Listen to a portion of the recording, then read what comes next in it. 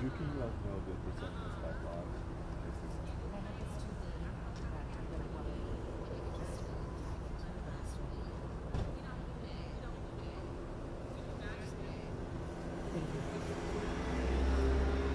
Yeah, that's not as bad.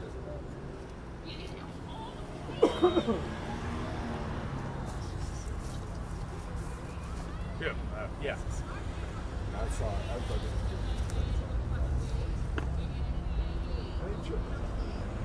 I had just, Did you do that last Zoom?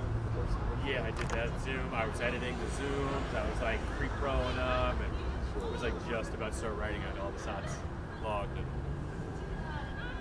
still in my sweatpants.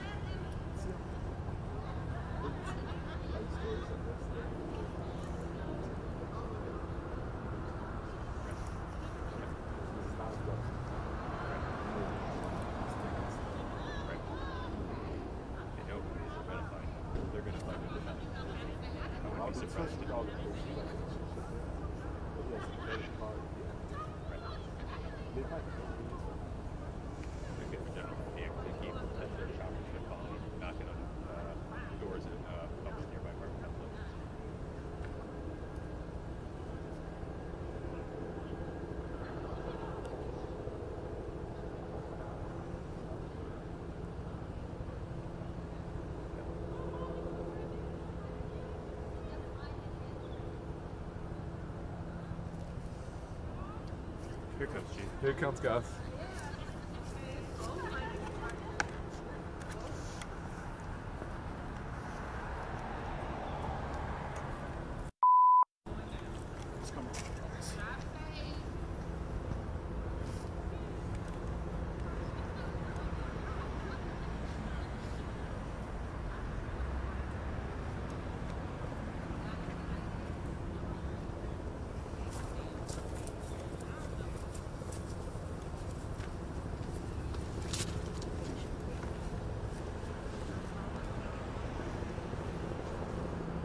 Okay, everybody ready? You ready? You look ready? Okay, thank you. I'm going to read a name to you. Marvin Fernando Morales Ortiz. Marvin Fernando Morales hyphen Ortiz, common spelling, 23 years old, is our suspect. He is our shooter this afternoon. I know we've shared via X a few moments ago an image of our shooter, so now we are putting a name with that image, and he is the suspect in this afternoon's murder. Our suspect, our shooter, he has been known to live at this address where the murder has taken place. In fact, it is his last known address of record. He was here earlier this afternoon, and he shot and killed a yet-to-be positively identified adult male inside the home. A 911 caller heard several shots ring out. The 911 caller notified the Fairfax County Police Department. We responded, immediately began to interact with the community, and thanks to community assistance, that's how we obtained an image of our shooter so quickly. So for this Reston community who is experiencing this unusual circumstance, they stepped up immediately and helped out our detectives by providing us an image, and from that we have developed a name. He's our shooter, he's our suspect. I don't know what the motive is now. We don't know. We're working hard to develop that, but we're going to be here for quite some time. It's an indoor crime scene. We believe, or we know rather, that our shooter fled on a bicycle. We have recovered that bicycle nearby, and we know after he hopped off the bicycle, he fled on foot. So that's why we have such a heavy police presence and a perimeter, and a couple elementary schools have been impacted by it that we can talk about if you'd like as well. I've been in contact with our school superintendent, Dr. Michelle Reed, as we always partner with them, particularly when schools and young people are impacted by a crime scene like this one in an otherwise quiet residential community. I will pause right there and take any questions. Chief, this is Tisha Lewis with Fox 5. I want to ask you, if the shooter is still at large, what other strategies are you implementing to make sure that residents in this immediate area are staying safe? Because it's been described as a very active search right now. And you also mentioned that a couple schools are on lockdown. Can you tell us the schools that are on lockdown? Because right now we're only aware of Dogwood being on lockdown. Yeah, I'm Assistant Chief Brooke Wright's going to describe the schools and of the different strategies and techniques that are taking place to locate the shooter beyond sharing his image publicly on social media, beyond now sharing his name. He's certainly known to this community, probably this greater community. And then we have other investigative techniques that we employ with our detectives. So we're working really hard to find him and put him in handcuffs. But right now it is an active search. The last we know, he hopped off a bicycle that he abandoned and fled on foot in this neighborhood.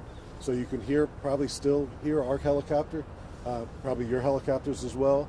But now we have an image, we have a name, we're announcing it publicly. We need the community to continue to assist us. They've already been a great help so far until we get this person in custody. I'll turn it over to Assistant Chief Brooke. Follow up really quick. Sure. Though, is the community in danger right now? No, I've been unfortunately been at too many of these scenes over my career, and there's certainly levels of concern that any community has when a suspect is at large. We have not recovered the firearm that our suspect used to shoot and kill this other man in this house. So we are considering him to be armed. And if he is armed, he is dangerous, hence armed and dangerous. We don't have any particular specific information that he is heading to any location in particular. So we're casting a wide net. We want people to be aware of who he is, what he looks like, or what he was last wearing, and his name.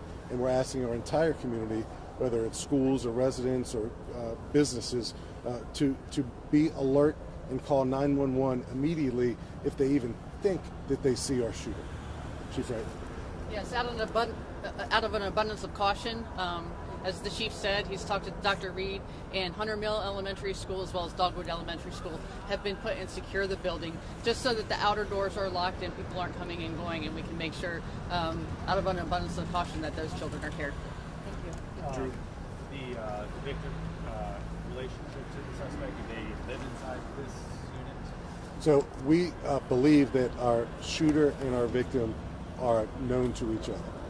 I don't have any specifics beyond that right now because we're still working to positively ID our victim. They're both adult males. Again, our shooter, our suspect, has been known to reside at this residence. In fact, it's his last known address of record. Our victim does, we believe, reside at this residence. So there is a familiarity, to say the least, between the two. And from that, particularly an indoor crime scene when victims and suspects are known to each other, we like to say as soon as we can that there's no continuing danger to the community. But in this particular case, we don't have our shooter in custody. We know he was armed when he killed our victim with a firearm, and we know he fled on a bicycle and now on foot, and we believe he's still armed. So that's that extra layer of caution that we put out there to inform our community. Not to scare our community, but to inform our community that we need them to use their eyes and their ears and help the Fairfax County Police Department. Certainly not questioning your team's work here, but you sound very confident that this is the shooter in this situation. Can you elaborate on why you feel so confident? Yeah, we're confident. I wouldn't put out his image, Sure. Wouldn't say his name out loud. We're working to obtain an arrest warrant for our suspect right now. As you can imagine, Drew, this is a crime scene with lots of moving parts. So, but as soon as we were comfortable identifying our shooter as our suspect and releasing his name, we think that's our responsibility to this community. So if you don't recognize his image, you may recognize the name or vice versa, and any bit of information you can give us to hopefully identify his whereabouts, the sooner the better for this entire community. Was the 911 caller a neighbor, a bystander, somebody inside the residence? Yeah, I don't want to particularly identify anything beyond the 911 caller as a 911 caller for now, and there's investigative reasons behind that, but our 911 caller certainly described hearing several gunshots. Witnessing it visually? I'm only going to describe our 911 caller as a 911 caller right now, and I appreciate your patience. Anybody else? Was this a random shooting, you think? No, as I hopefully attempted to do in describing the potential realistic familiarity between our shooter and our victim, they probably have resided in the same house, either now or at some time in the past before. So logically, to assume that they know each other and are familiar with each other is a safe bet to make. But regardless, we need to put handcuffs on a person who just shot and killed another human being inside of a home in this residential community, and that's what we're working really hard to do. Certainly possible that he's holed up somewhere in somebody else's place. Any message for a friend of this individual or relative who might be having him over right now? Beyond do the right thing, and if you're aware of his whereabouts or if you're harboring him, and I would hope that that wouldn't be the case, but if you find yourself in a predicament, and it's a scary predicament to have someone attempt to seek refuge in your residence or seek your help to escape or to otherwise abscond, that in and of itself is a crime. So for those who have been or may have been approached by this shooter, by this killer, asking for help, that help is tantamount to a crime. So don't get yourself in a position where you can't make a U-turn. Find a way, a safe way, to call 911 and get our police officers and our detectives out to the scene so we can safely take this man into custody. Chief, right, it's getting close to end of the day at these schools that are secured. If we're still in this same situation in the next, I guess, hour or so, can you describe what goes on in those schools? I realize you're not in the school system, but can you talk about that at all? Right. I mean, we'll be in contact with the schools about what our searches are and where we are in our investigation at that point, and it'll ultimately be their decision to make about when this changed their status. But we do have regular communication with them operationally, so they can understand what they can evaluate. Chief, was this shooter known to the police before? So it's a habit of mine not to go into the criminal or mental health or behavioral health histories of our suspects or arrested persons, but that's something that I know you all have the wherewithal to kind of dig into a little bit. So I'll just leave that at that. All right. Thank you all for coming out. Thanks, Chief. Thank you, Chief.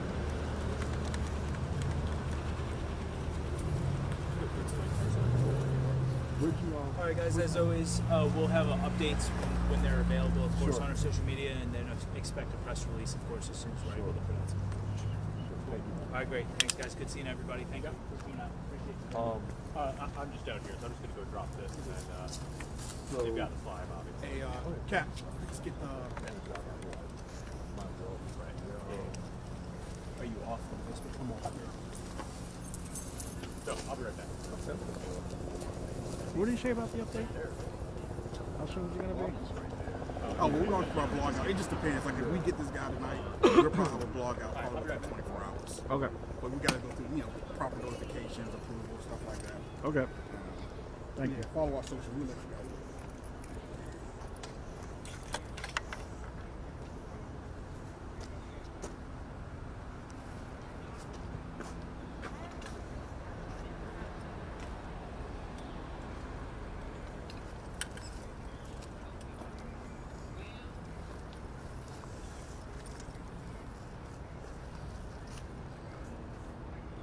Leaving so soon? No, we have to cut stuff. So, I guess we're going to do that now. I think we're live.